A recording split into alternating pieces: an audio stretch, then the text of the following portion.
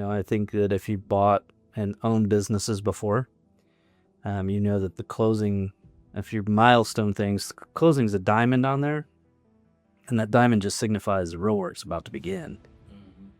Celebrations come after the work's done. To me, that was just saying work's beginning. Okay. Hey, and we looked at each other too. We just signed up for another 10-year tour of duty. Yeah. Okay, there's got to be downside here, and we're not seeing the downside, and we're not talking about the downside. We both just want to do this. So I'm gonna go back to the working genius. So Andy, on our last episode, we ended with the discussion of Doug bringing the two of you together, that he had these ideas. And we've seen in other places where someone wanted to found a business or wanted to scale and they needed help, and they might have to do some sort of blind dating to figure out, is this person a good fit? You had that shortcutted for you. You said this person potentially could build this business with you. How did you figure out who was going to do what in this configuration? Well, I think Jason and I, we knew each other. We were cordial, but friendly. Didn't really know each other. So interestingly, before we made this our podcast studio, we sat in this room and kind of talked about, what do you like to do? What do you not like to do? Tell me about your family and your wife or kids. So it was like get to know you a little bit that day. Yeah. So I think it was shortly after that you introduced us to Mark. Yeah. And we went through this working genius thing. So I'll let you talk about that. Yeah. So a good friend of mine, Mark Crislip, is a business coach, and he's trained through the Patrick Lencioni system on a book called The Working Genius. And what the Working Genius does, it comes in and will assess a leadership team. It will assess a partnership, and it talks about we all have working geniuses. There's 6 of them, and there's 6 that 2 are your genius, 2 are your competencies, and then 2 are your frustrations. So it kind of felt like a typical personality test. How do you operate under certain situations? You mean that assessment is given to a person, and that person has 2 geniuses, 2 competencies? Yeah. So I brought Mark in. Mark sat with us for a couple hours, but we took the assessment. So Andy and I each took the assessment separately.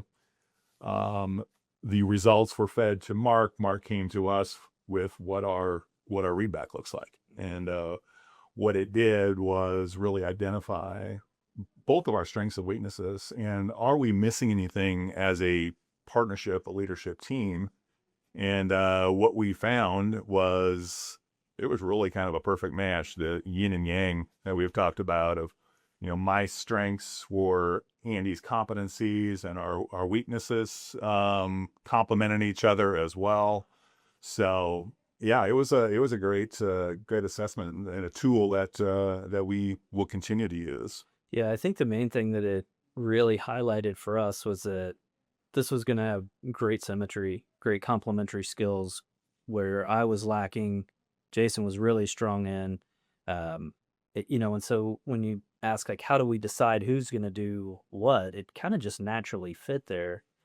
I think the other thing that we did a lot of research on, both of us, was 50-50 partnerships. And I think there's this common thing of, like, you don't do 50-50 partnerships because question I would ask people is, like, how do you break a tie? Or 50-50? Well, you can have this one and I get the next one. I was going to say, like, is there a coin flip? How do you break a tie? And so as I was doing my, I guess, due diligence on, do I want to do this? I talked to several people that were in 50-50 partnerships, and the ones that were successful in it said it never got to that. Both Jason and I have been married for a long time, so we're in 50-50 partnerships where resolution is kind of part of the game of longevity. And what I found is that that 50-50 people said they never got to the tie-break vote, that they always had a conversation, they always resolved the issue. One of the things that we did shortly after kind of talking, as Jason introduced, and I'll let you talk about Mark and kind of the working genius, but Jason introduced us to the working genius and Mark Crislip. So talk about Mark. Yeah. Again, as we were talking, I'm like, man, this would be a perfect situation to test the working genius. Mark Ursel, good friend of mine, business coach, trained with Patrick Lencioni. It's Patrick's book, The Working Genius. I wonder if it would work as a partnership. He generally does leadership teams and boards, but let's see if, in a way, we call it premarital counseling. Yeah. Why don't we do this? Let's take this assessment and see if we're compatible. It's like Match.com. And I've been staring at these. These are fascinating results. yeah. So Oh, you got our Cosmo test. I've got our results here, and Just to find out. exactly. So there's 6 geniuses, and each of us we have 2 geniuses, 2 things that we're competent on, and 2 frustrations, as we call them. So that we did the assessment. Mark gave us the readback, and I wouldn't say we're pleasantly surprised, but I was happy with the results, because what it showed is that we're very complementary in our skill sets, where, my genius is invention and discernment. So I wasn't surprised by that. I'm a entrepreneur by heart. I like running and growing and thinking of new things. I like a whiteboard with nothing on it. I like a blank slate. I like thinking of new ideas. And discernment is, I can pretty quickly get to, yeah, that's a good idea. Let's do it. Or no, let's pass on that. And yours geniuses were enablement and tenacity. So perfect complement to those 2 items. Enablement means, hey, I'm gonna provide support. I'm gonna do research. I'm gonna do the tactical, detailed operation side of that idea that we both figured out was a good idea. Mm-hmm. You're doing that through enablement. And then tenacity is the person who checks every box, crosses every T, dots every I, makes sure that we have everything all the way through completion. And again, I think having those 2 geniuses in 2 partners that in our overlap is what our things in the middle are. So you're also good at discernment, coming up with, deciding an idea is good, let's go with it. That's your competency, not your genius, but competency means, yeah, I can flex to that. I can do that, but it's not necessarily my leading strength. So that's proving all the way through, in our first 60 days. Yeah. Every decision we're making is kind of along this line. And I enjoy that we're both quick to ideas. We haven't disagreed really on anything. It's, hey, what do you think of this? Yeah, let's do it. Or no. And so we haven't had that 50-50 tiebreaker. But do you feel like you have a mechanism for if that happens? Yeah. I don't think it gets there. Okay. I don't. I mean, He's calling it an episode 2, everybody. We haven't. Well, yeah. Mark the tape.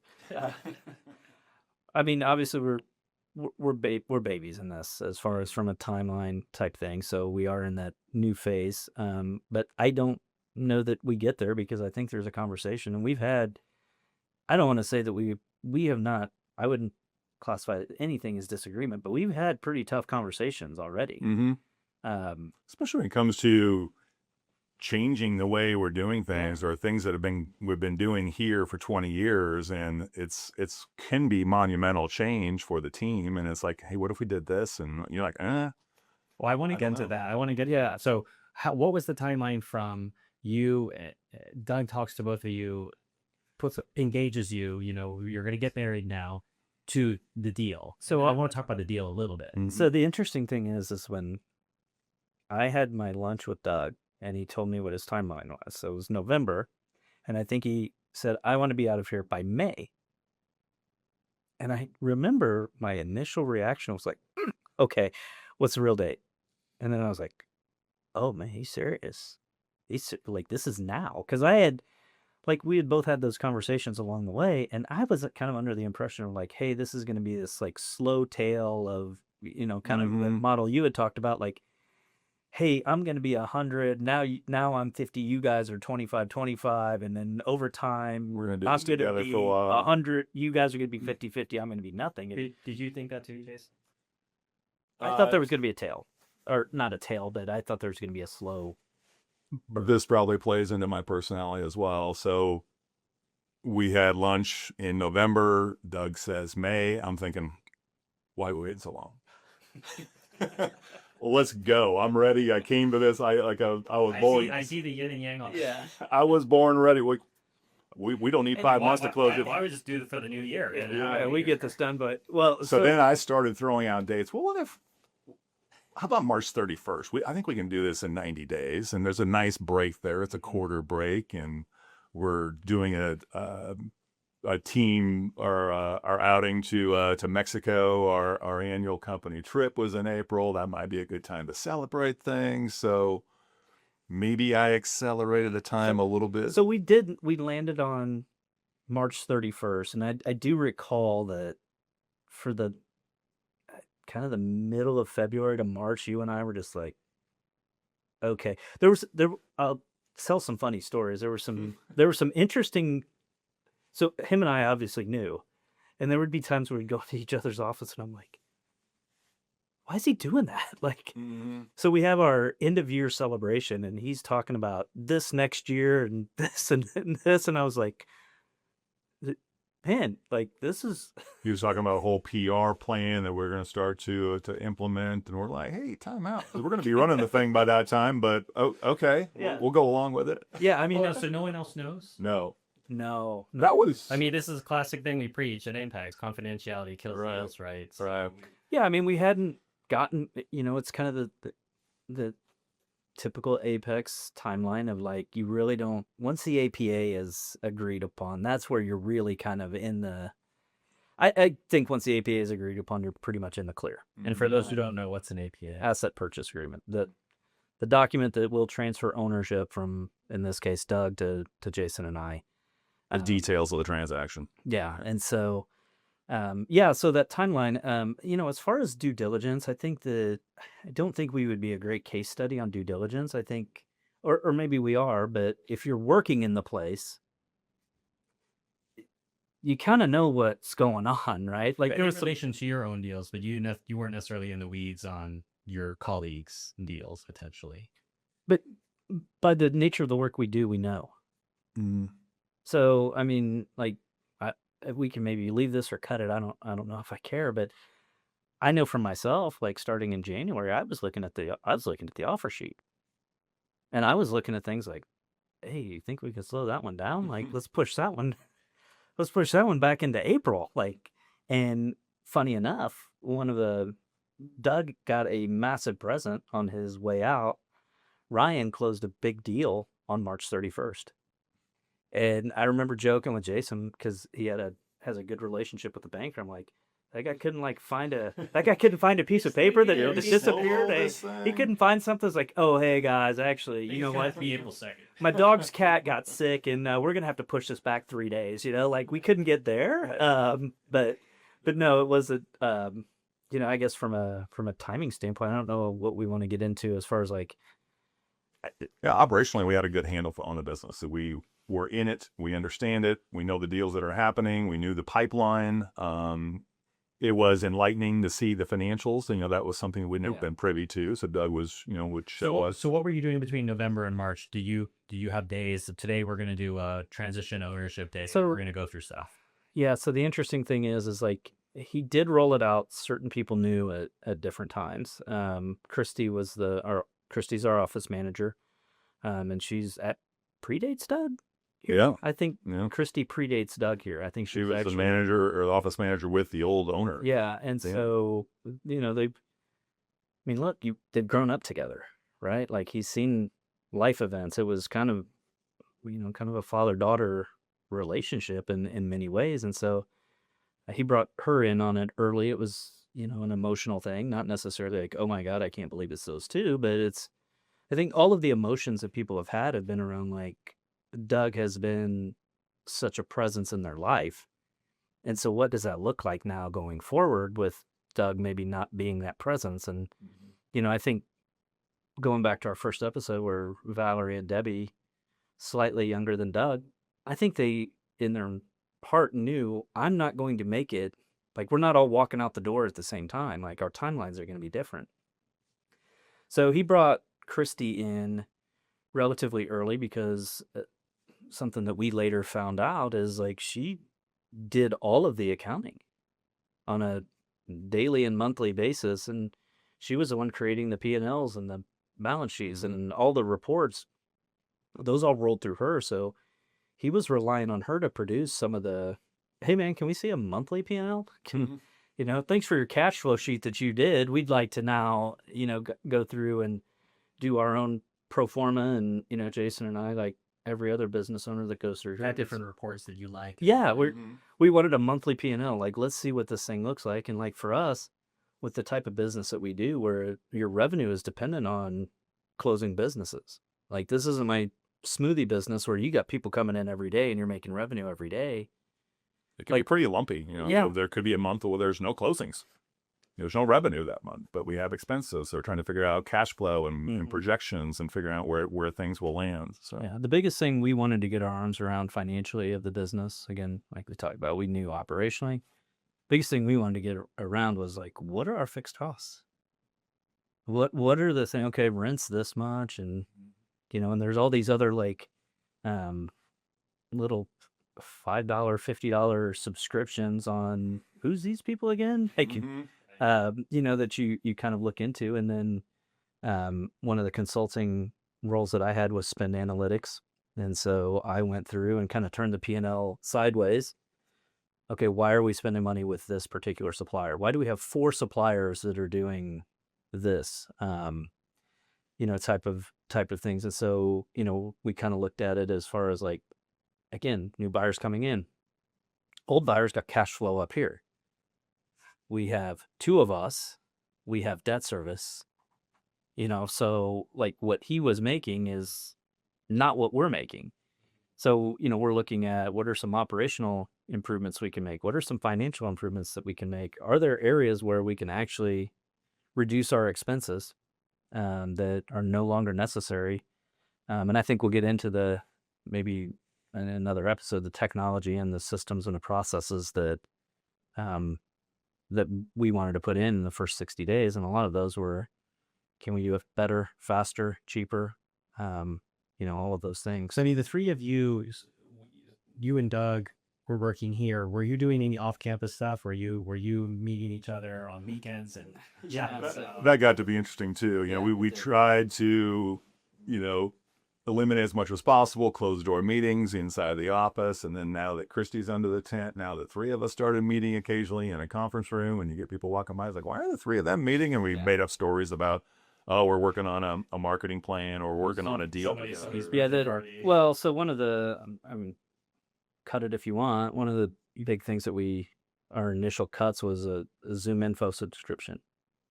It was just too difficult for us to work, pull good lists. Took a tremendous amount of Christy's time and frustration with it. Yeah, and so like Expensive. our cover story was like, well, we're working through Zoom info, and then that's leading to this. Funny enough, Jason and I were actually shortly after our meetings with Doug ended up working on a deal together. And the misfortune of that is that deal actually fell apart. And I remember, like, normally a deal falls apart. You're like, man, deal fell apart. This stinks.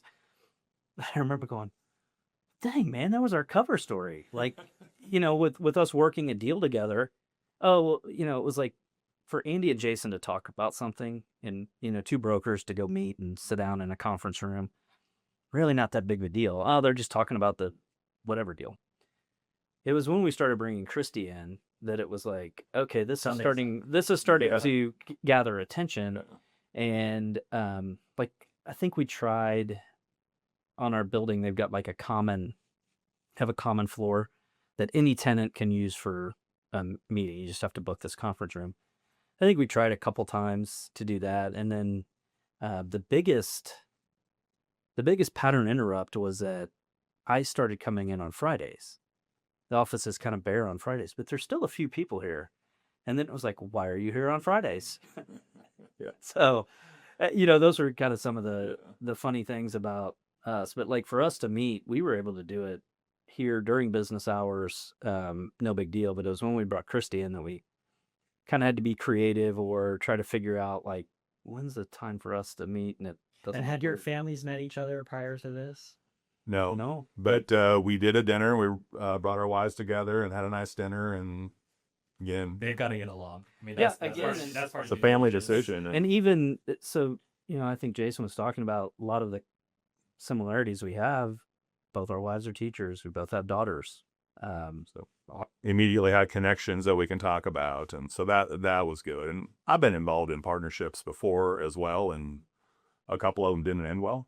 And so you get burned once, and especially the spouse of the person has their guard up. They want to protect you. They want to make sure that hey, this doesn't happen again. And I think both of our wives have a really good read on people. They're teachers. They work in the industry, so I'm sure secretly or on or said, hey, tell me what you think of Andy. Tell me what you think of Jason. Hey, do you see any red flags? We think this is good, but is there anything that you see or you observe that could be a red flag? And yeah, both of them came away with, this feels right. Feels like a good partnership. I think it's something. It's a testament to talk about for being married for so long, because Karen and I have been together for 30-ish years, dating and married. So there's no airs there. If she's got something to say, she's gonna say it. And Jason has been. We dated in high school. We've been together since we're 17. So married for 33 years. So that too gave both of us, comfort that, hey, we know what a long-standing relationship should look like. We know how to operate in a partnership, and this is a work relationship like that. I would say one thing where we've got these complementary things. I think something that both of us really have to guard against is we will both see an idea and we're like, let's go. Which I love that about him. And then we'll be like, I actually said this to him a couple days ago. I'm like, okay, there's got to be downside here, and we're not seeing the downside, and we're not talking about the downside. We both just want to do this. So I'm gonna go back to the working genius. So what we're talking about is discernment. So that's one of my geniuses. That's a strength, and that's Andy's competency. That's his second strength. So when we're both strong in discernment, we see a good idea and let's go. Yeah. That's great. Somebody with the gift of wonder would be the one poking holes in and say, hey, do you guys think about this maybe before you just jump off that cliff? So, which we refer to them as haters. Right. Don't question me. I don't like to get, it's a frustration. So wonder is a frustration. I get frustrated by people who keep asking questions about my good ideas. So, but it's healthy. Yeah. So we also brought Christy into the working genius. So after Doug had told her and we started working with her, we thought that, hey, this is somebody that's integral to this organization. We should bring her in. And guess what? She has the gift of wonder. Frustrates me to no end that she keeps asking questions about stuff that I think is already a good idea. But why? Why are you guys doing that? Stop asking. What do you mean, why are we doing it? We're doing it. But no, and again, I think that just kind of added to what is a good team, because we both will default aggressive, I guess, would be the term that I would use. I think both of us have an athletics background, and there's a certain mindset and mentality that you have to have when you're playing or you're coaching or whatever. And sometimes it's like, it's going to be close play at second, but we need that runner on second, so let's go. And then the result is, dang, they got thrown out. But I think that you got to try. We've got to try. And so I think that that's something that our discernment, and when we see something and we go for it, can be a frustration for people that are like, whoa, wait, hold on, let's get all of the information here. I think that's something that both of us, we don't need perfect information. We understand that perfect data will never exist in order for us to actually make a decision to move forward. And so I think, as we kind of talk about what are the changes that we made in the first 60 days of our ownership, I think that, we'll kind of get into some of the things we've identified and some of the advantages we had as people that had worked here even though Jason hadn't worked for Apex or been an Apex broker, Jason's been around this place for 15 years. So, kind of that neutral third-party observer that actually just gets to be a fly on the wall, being around and hearing what's going on and being like, well, if I was there, I'd change this. And me coming in post-COVID, working for national companies that you had to have technological places and how you communicate. boy, why do we have everybody come in and sit in the conference room? Like, I didn't have those chains Mm-hmm. on me. Mm-hmm. And I don't know if I told you this. Jason was the banker for the buyer on my deal. Okay. So we go back all the way to, was that 2013, 2014? 2012. So he was in that conference room over there, the day that we signed, and we have a picture together. There's a picture of Jason and I together. Yeah. And one of like Oh, man, we should break that a out. very treasured moment for me. But yeah, he'd been around, and Well, it was really good for me to play the other side of the ball for that long. I got to approve the deals that you guys were selling. I got to work with the buyers and understand the due diligence process, asking the right questions. I also got to be there when deals didn't work out, and that happened probably more times than I'd like to talk about. But you can learn so much by deals that don't work out. What was missed? What question didn't the buyer ask? What did I miss as a banker? I approved this loan. How did this feel bad? And sometimes it wasn't something you can even underwrite for. Sometimes it's personality. Yeah. You can't underwrite for personality. You put two people together and, hey, I want to buy your business and I want to sell it. But yeah, I mean, after that, you can't underwrite for non-disclosure. One of the more famous ones I think about is Doug telling us that a spouse threatened divorce if the deal was signed, but somehow the seller hadn't communicated that this was going to happen. This is, you do this, we're getting divorced, and the deal was off suddenly. So a banker obviously can't calculate for that either. But as we're thinking about how deals don't happen, this is meta for advisors to be talking about their own deal. As you're heading towards March 31st, was there any, we've got to get this T crossed or this I dotted, or was it smooth sailing to the finish? I think it was relatively smooth sailing. I think there were some things. I mean, we kind of ran into some timeline things like all buyers and sellers do, as far as like, I mean, we had to manage our attorneys, right? attorneys slow us down.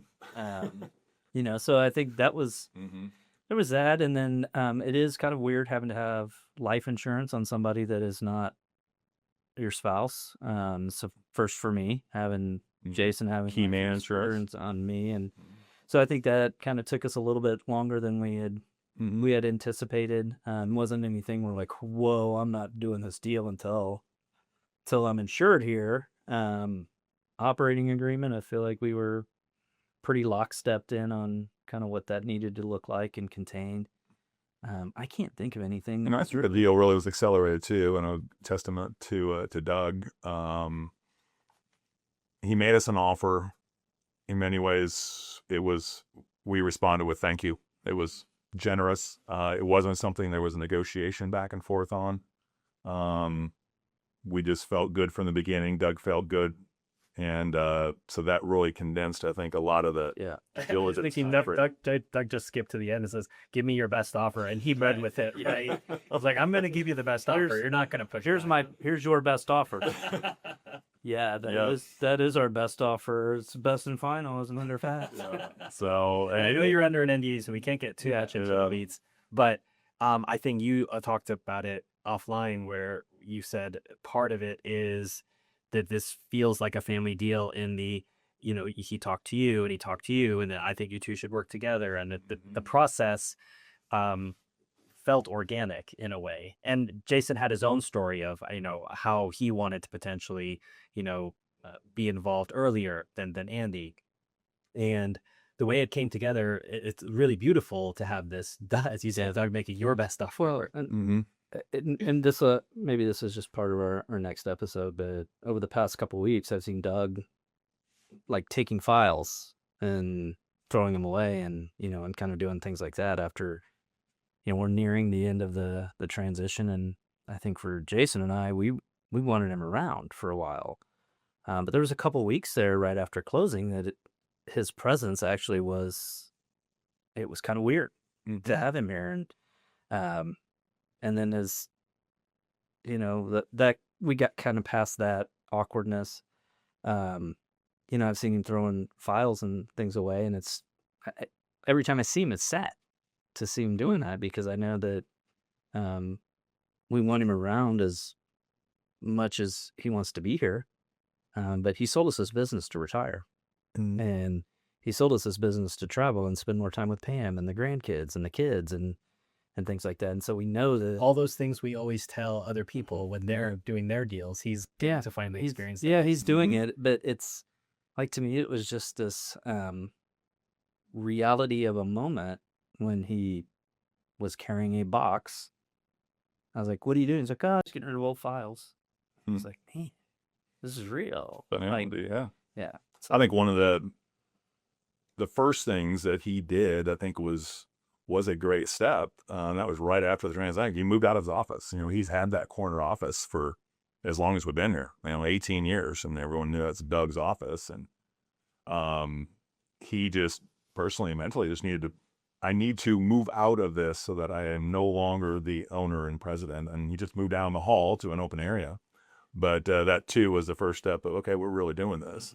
And in Andy, Doug and I had to make Andy move in there. It was almost like we had velvet roped off of a viewing of his office. Go upstairs at Graceland. Like, Andy, that's where you're gonna go. You actually need to move down there. I think Doug and I might have grabbed your backpack. Yeah, put it down there. They kind of Go. started moving some of my stuff. And he's like, I'm not in no hurry. I'm not attached to an office, but Yeah. let's make this. So official. I started moving in down there. So do you want to talk about the deal announcement?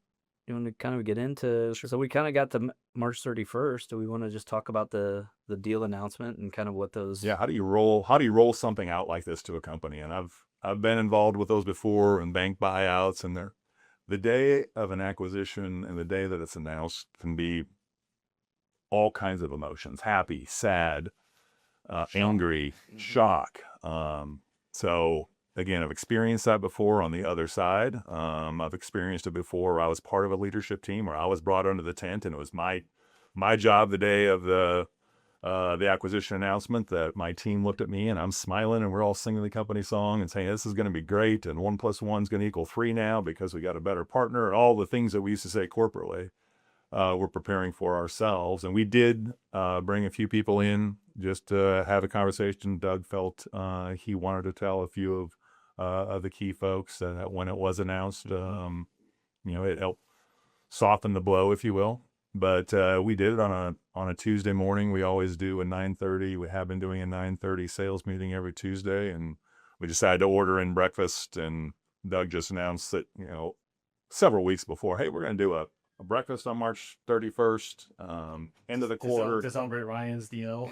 Celebrate Ryan's deal. We got into the quarter. We're just going to yeah. talk through results. And so it felt natural. Nobody was suspicious of that, and brought in breakfast, and it was a normal meeting. And then Doug made the announcement. It was fairly quick, but just, hey, I've come to a point where I've got plans for what my next season looks like, and super proud of what we've done, and ready to move on, and announce that Andy and I were the new owners. And I think it was met with applause, or people were generally excited. No tomatoes in the audience. There was no No. like, oh. But there were a few tears, and it was not tears of sadness necessarily. It was just, hey, it's kind of an end of an era, and there's He's taking his talents to South Beach. yeah, and there's people that we're all attracted to, and just felt comfortable here as with Doug as a leader. So anytime there's a change like that, yeah, it's emotional, but it was well received, I think. Yeah, I think so I knew something was going on. yeah, there were for sure. Thought the vibe was kind of we off, but thought, you guys kept meeting, and like, you saw that? Yeah, I mean, there was some folks that we kind of felt like were cluing in on it. So we're like, hey, what do you think about selling this person? Because I think they're all We got a lot of sharp people, We're up to they're up. They know what's going on. So I think there was, by the time the announcement had came out, maybe 20% of the office had known. So there, I don't know that there was a ton of surprise. I think that Doug strategically told folks about it, and then it's kind of one of those things where at some point you got to cut it, right? Like if you tell everybody, then there's that one guy that's surprised when it's announced. So to me, my experience was the first few days were backslaps and congratulations, and then starting about April 3rd, let me tell you all the things that you guys should do. And that's where we're gonna start our next episode is the deal, what happens after the deal. I think the last thing I want to end this episode with is the usual. Did you do anything to celebrate the deal on your end? And did Doug do anything to celebrate the deal on his end? And I was trying to get a detail correct for a blog I was writing, and I called Doug and he messages me back, I'm in a noisy bourbon bus at the moment. I don't think it's a good time to answer. It's like, do you want to ask so-and-so? I said, oh yeah, don't worry. I didn't know what it was about. I was like, oh, well, you were all on a trip together. And so I said, okay, that's fine. Sounds awesome. I'll get back to you. So I do know that you took a trip to celebrate together. Was there anything else that you did? Well, the trip wasn't to celebrate the acquisition. It was already planned. That's our annual award trip. It was coincidental. It was just coincidental. Yeah, and we'll get into And that was 2 weeks after we closed. as well. Because Yeah. 2 weeks after we closed, we're now boss, right? And we're on a beach in Mexico, and now I guess we run this place. And But Doug was the one that brought him there, and Right. so when I first when I closed my first deal, I took we basically just went out for ice cream, and then it's just kind of been a tradition that's just kind of set. That's a great one. Every time I close, we would just go out for ice cream, and so we went out for ice cream that night. There wasn't like some big celebration. There wasn't some like, hey, let's have 50 people over and all of that. It was, for me, very subdued. I think that if you bought and owned businesses before, that the closing, if your milestone things, closing's a diamond on there, and that diamond just signifies the real work's about to begin. Celebrations come after the work's done. That, to me, that was just saying work's beginning. Okay. Mhm. And yeah, Paige and I, we like to celebrate with a good glass of wine and a nice dinner. So the two of us went out, and yeah, same thing. It wasn't a lot of pomp and circumstance, but it was hey, and we looked at each other too. We just signed up for another 10-year tour of duty. Yeah. We can talk about that later too, but yeah, it's a commitment, and we made that commitment to the team here too, and that's what is giving people comfort in knowing what the future is going to look like. So hey, we're going to be here. I guess we just throw out the year 10, but hey, we're gonna be here a while. We can see further down the road than you could currently, and again, I think that now people can get back to work and know that we're not moving, we're not changing ownership, nothing substantially is changing here. Let's just get back to business and make some good changes. Well, we got a number in mind, so if we hit that number of 5, we're out in 5. Scratch that one. All right. So 10 years or more, people will be here. So as I said, we'll talk in our next episode. We'll talk about, as you say, the beginning of one process and the start of another journey. So I want to talk about those first days, the things like that. So thanks for getting us up to that. Cool. Awesome.